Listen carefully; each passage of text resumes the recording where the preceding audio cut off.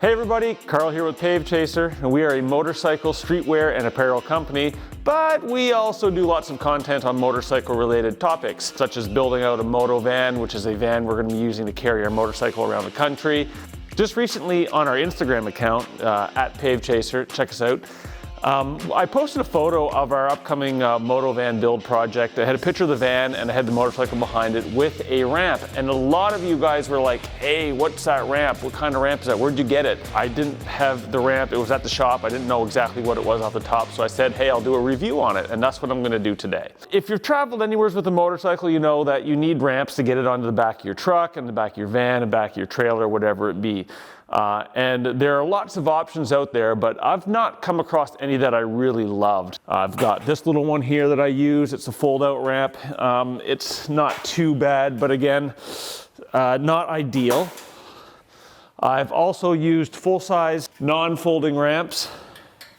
I've used those, and again, depending on the motorcycle you're loading, depending on the height of the vehicle you're loading it into, a lot of times the angles are not going to be great. And if you've got a low bike, obviously the bike that I use a lot is the Ducati Panigale here behind me. It's a very low bike, and anything with a sharp angle, it ends up scraping in the middle or going to scrape. So then you've got to try to find a place to back up to that's got a hill or something. It's just not convenient, to say the least. So I found a ramp that I thought this might be the answer to what I'm looking for. And this is the, they call it the Hybrid S-Curve ramp. And this is by a company called CargoSmart. You can see here that in its folded up state, it's slightly curved.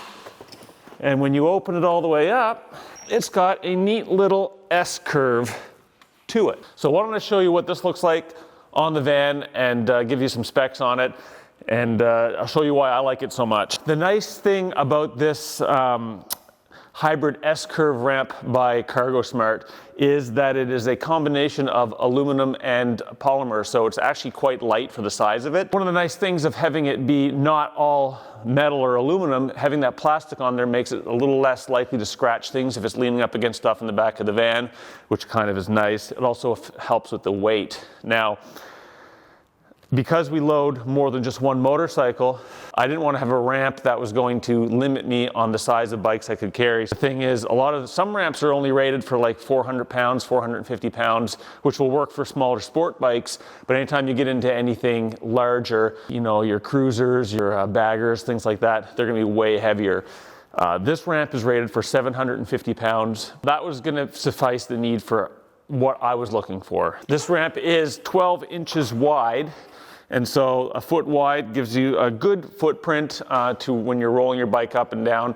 I actually bought two of them so I can put them side by side. That gives me actually 2 feet of rolling space. That way if I'm backing up off the back of the van and I'm, you know, not perfectly straight, I don't have to worry about the front tire coming off, and I just don't like that risk. So I got two of them, put them two together, and now I've got like a 2 foot wide ramp that goes into the back of the van. So I hope this review was helpful for you. I know I really like this ramp. It's worked really well for me. I know it's not the cheapest one out there. However, sometimes you get what you pay for.